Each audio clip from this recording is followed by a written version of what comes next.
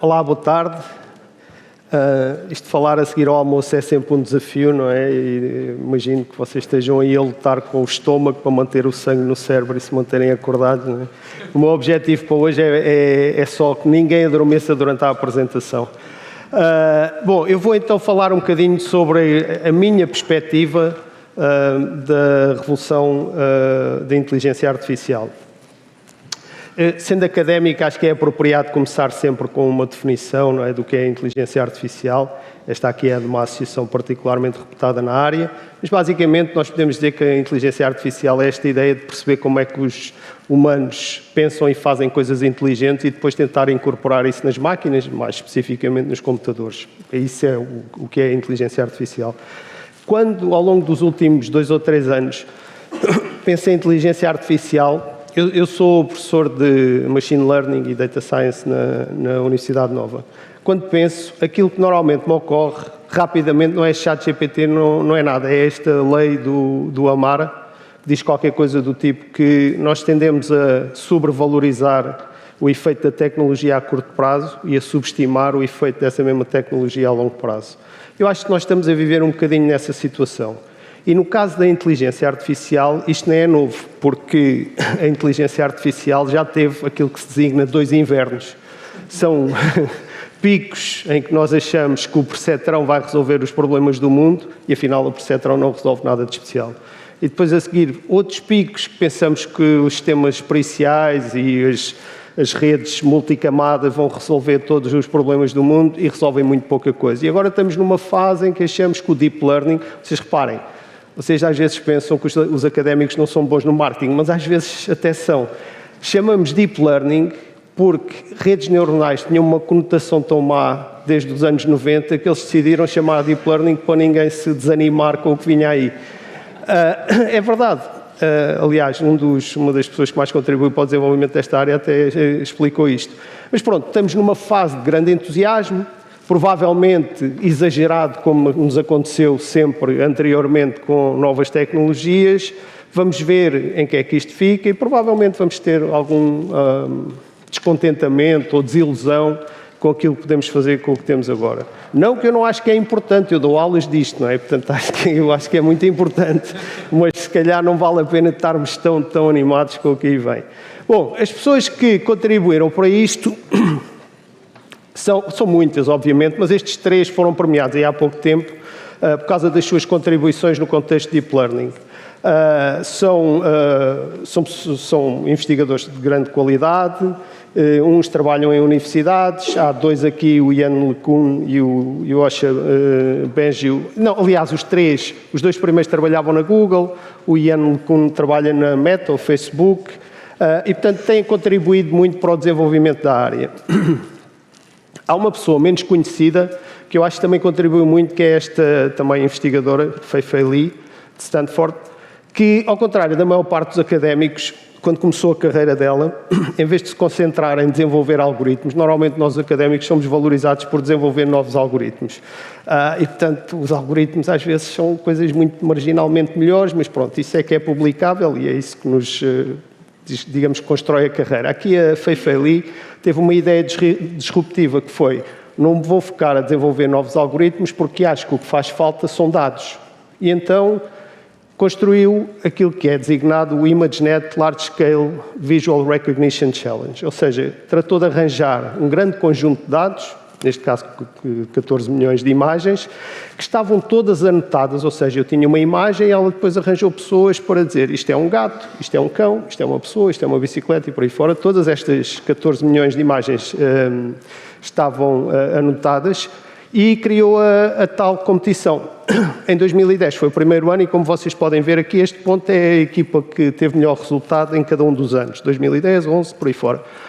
Como podem ver, os resultados estão por todo o lado, ou seja, a melhor equipa teve próximo dos 75% de acerto. Depois, no ano seguinte, as coisas melhoraram muito, principalmente em termos de competitividade entre as equipas. Como podem ver, já não há uma distância tão grande entre elas.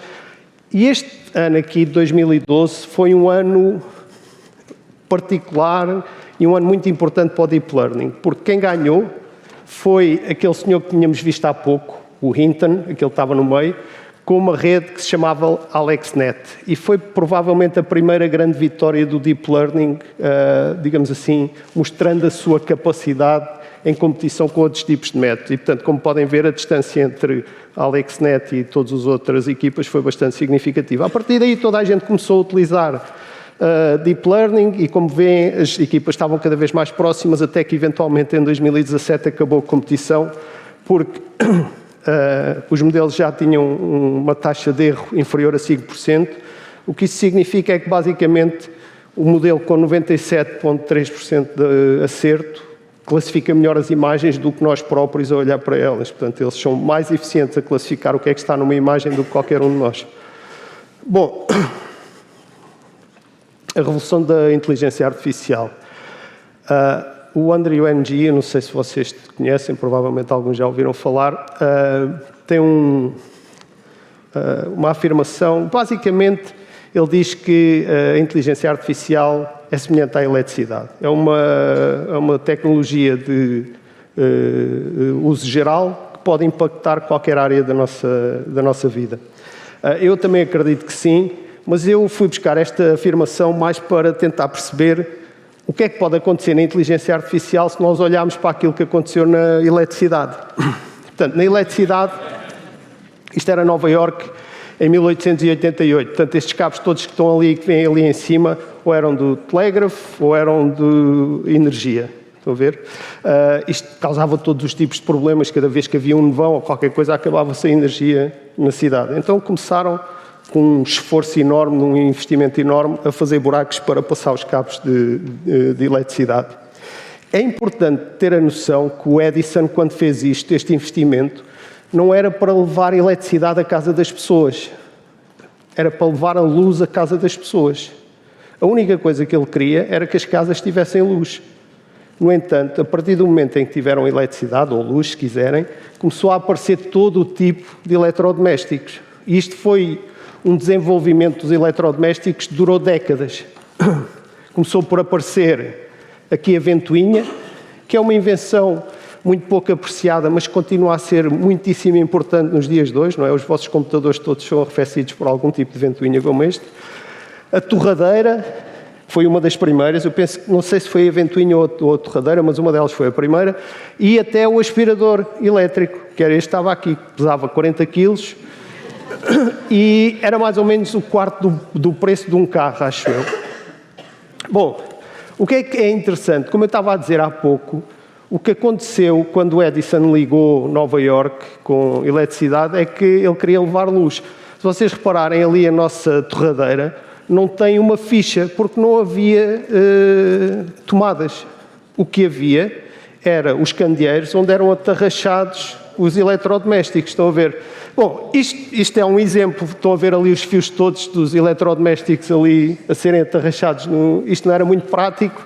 Sei lá, se o aspirador começasse a engolir a carpete, ninguém podia puxar a ficha, não é? Aquilo era uma coisa, e houve acidentes terríveis por causa disto. Então, lá se começou a usar a tomada.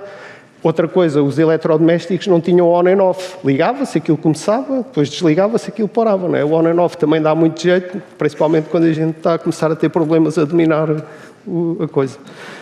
Bom, outros exemplos que provavelmente não são tão óbvios têm que ver, por exemplo, com o impacto que a eletricidade teve nas cidades. Só porque temos eletricidade é que nós temos prédios altos. Senão era impossível. E, portanto, a densidade das cidades só foi viável por causa da existência da eletricidade e dos elevadores. As bombas, quer de esgoto, quer de água, a iluminação, que transformou as cidades em sítios muito mais seguros. Portanto, o meu ponto aqui é que, tal como o Lenin dizia, é impossível antever como é que uma revolução se vai desenvolver. Se nós soubéssemos, nenhum de nós estava aqui. Daqui a um ano éramos todos multimilionários e sabíamos exatamente o que é que tínhamos de fazer. É muito difícil perceber como é que as coisas vão evoluir. Agora, é importante também compreender que para evoluir elas precisam de alguma liberdade, precisam de alguma possibilidade de experimentação, precisam de ter a possibilidade de cometer erros, voltar atrás e rever. E a regulamentação pode ser um problema. Eu não sei se vocês viram isto. Eu, quando vi, fiquei espantado, que foi a preocupação da Comissão Europeia com o risco de extinção pela inteligência artificial. Ou seja, eles dizem mitigar o risco da extinção a partir da inteligência artificial deve ser uma prioridade global. Isto é uma coisa extraordinária. Isto é uma coisa que só um advogado que não sabe como é que funciona uma rede neuronal é que se pode dizer. É a mesma coisa que uma pessoa se preocupar com a sobrepopulação de Marte hoje. Ou então nós ficamos todos aqui deprimidos à espera que um meteorito venha contra a Terra. É exatamente o mesmo tipo de probabilidade. E, portanto, quando os nossos legisladores têm uma perspectiva como esta, tudo fica um pouco mais difícil. Aliás, quando eu vi isto, lembrei-me da lei que fizeram nos Estados Unidos e na Inglaterra, quando apareceram os primeiros carros motorizados. E esta lei dizia que à frente de um carro motorizado tem que andar uma pessoa, não sei quantos metros à frente, com uma bandeirinha vermelha a dizer que se vai aproximar. E, em alguns casos, até obrigavam os carros a sair da estrada se viesse um cavalo no sentido contrário. Portanto, é mais ou menos o paralelo com aquilo que nós estamos a fazer hoje. O que acontece é que nós não somos só Portugal, não somos só a Europa. Há outros que também estão na mesma corrida.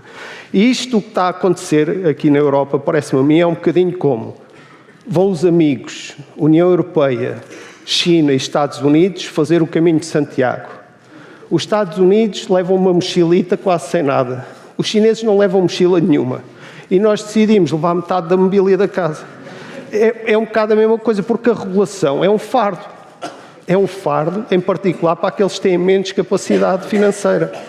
E, portanto, quanto maior for esse fardo, menor é a nossa probabilidade de vir a conseguir liderar ou sequer estar à frente nestas áreas. Este é o primeiro-ministro de inteligência artificial do mundo. É do ministro dos Emirados Árabes Unidos. E ele diz que, a propósito desta questão da regulação, lembra um exemplo muito interessante, que é o Império Otomano conheceu a sua irrelevância a partir do momento em que proibiu a imprensa.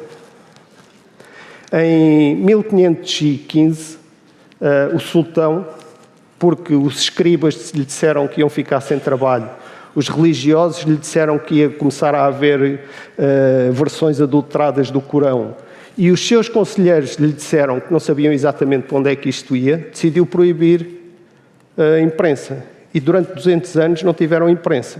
E perderam grande parte, digamos assim, do avanço que tinham em relação ao resto do mundo. Nessa altura era muito significativo. E, portanto, se nós nos auto-excluirmos de qualquer coisa, como a inteligência artificial, a única coisa que acontece é que os outros vão continuar e nós tornamos-nos irrelevantes. Portanto, eu acho que a União Europeia está a fazer um esforço para regular os países da Europa para ficarem em último lugar no contexto mundial.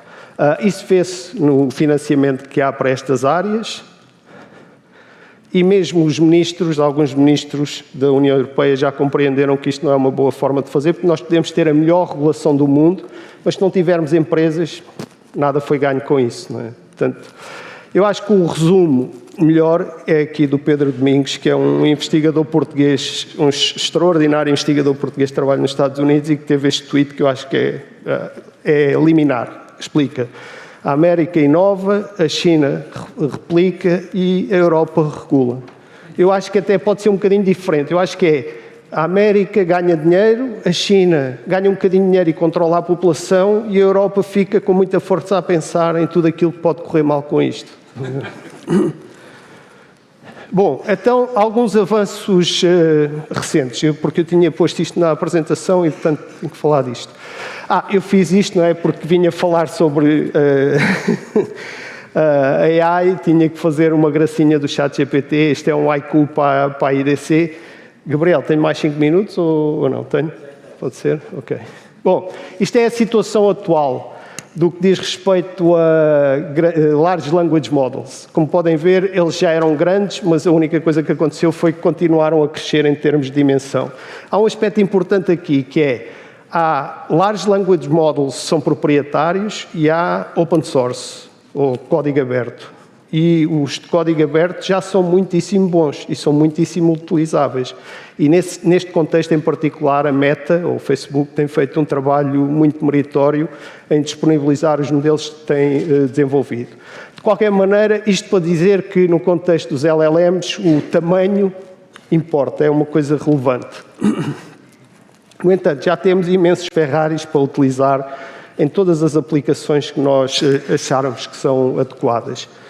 Como é que isto funciona? Funciona de uma forma assim, eu vou tentar ser muito rápido, obviamente, isto aqui não é uma aula, eu já estou fora do meu tempo, portanto... Este, o Llama, é o modelo, talvez o mais marcante de open source e que foi disponibilizado pelo Facebook. Basicamente, para ter um modelo como este, que tem 70 bilhões de parâmetros, a única coisa que nós temos que fazer é agarrar uma grande parte da internet, gastar cerca de 2 milhões em computação e ficamos com os parâmetros. Estes parâmetros depois podem ser utilizados assim, com um ficheiro pequenino, que dá para pôr no nosso computador, um bocadinho de código e vai correr tudo aquilo que nós necessitamos, está bem? O que custa muito é criar estes modelos. Isso é que é muito caro e muito difícil. Depois, os parâmetros e a sua utilização é relativamente simples. Bom, o que é que está lá dentro? Está lá dentro são redes como estas e basicamente isto funciona semelhante àquilo que funciona o nosso telemóvel. Quando nós estamos a escrever uma mensagem, ele faz o autocomplete, certo? A única coisa que ele está a fazer é tentar adivinhar a próxima palavra. O que é extraordinário e que ninguém imaginava é que quando é muito texto e muito processamento, isto funciona extraordinariamente bem. Se em vez de 4 palavras nós estivermos a olhar para as 2000 palavras anteriores, ele faz coisas em que parece ser inteligente. E que são realmente impressionantes, não é? Bom, depois há alguns detalhes técnicos, eu não vou passar por isto, senão fico mesmo sem tempo, que já não tenho. Gostava de falar só de uma coisa que me parece importante para as empresas, que tem que ver com a importância dos dados. Há muito tempo nós sabemos que os dados são importantes, mas se alguma coisa veio, digamos, ficar ainda mais clara com esta tendência dos LLMs, tem que ver com a relevância dos dados. A qualidade dos modelos que temos hoje tem que ver com o facto de termos muitos dados. E isso continuará a ser importante no futuro. Mas, para as organizações, o facto que vai ser realmente diferenciador é exatamente a qualidade e quantidade dos dados que têm. Porque o que está na internet já foi mais ou menos tudo utilizado por estes modelos. O que vai fazer agora a diferença nas aplicações empresariais são os dados que as organizações têm e aos quais estes modelos não tiveram acesso. E neste fine-tuning é que se joga a qualidade das aplicações. Neste fine-tuning é que se joga a qualidade destes modelos para as organizações.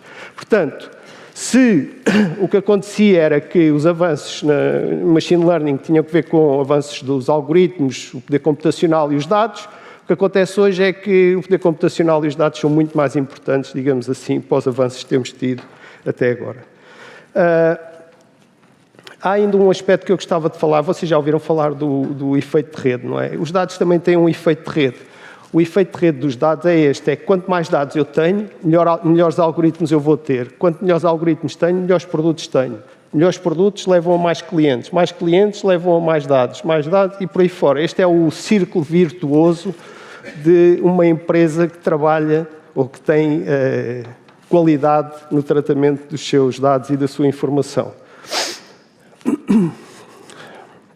Uma das coisas que está a acontecer hoje em dia é que, como digo, estes modelos, em particular os modelos proprietários como o ChatGPT e por aí, têm sido treinados basicamente em todos os dados que existem na internet. E, portanto, estamos a ficar um bocadinho sem dados para melhorar de forma muito significativa a qualidade destes modelos.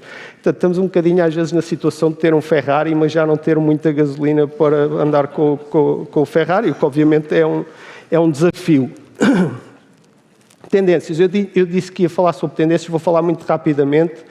Eu não sei muito das tendências, quer dizer, eu imagino algumas coisas, mas não tenho certezas nenhumas. Penso que há uma tendência para haver mais modelos multimodais. Multimodais no sentido que eu dou-lhe uma fotografia, peço para ele... Já está? Peço para ele me dizer o que lá está. Bom, tenho que me ir embora. Acho que o código aberto, os modelos de código aberto têm crescido de forma muito significativa e, deixem-me ver, há aqui outras tendências. A apresentação ficará disponível e, portanto, acho que não é necessário eu continuar muito mais. Qual é o impacto para as organizações?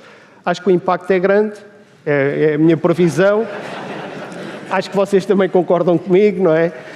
Mas, no entanto, há algumas coisas que são importantes. Isto é uma tecnologia de uso geral, portanto, pode ser utilizada em todos os vossos processos, produtos e por aí. Tem que encontrar uma maneira de o fazer. O tempo de descoberta demora o seu tempo a descobrir as novas aplicações, não é uma coisa que se faça de um dia para o outro.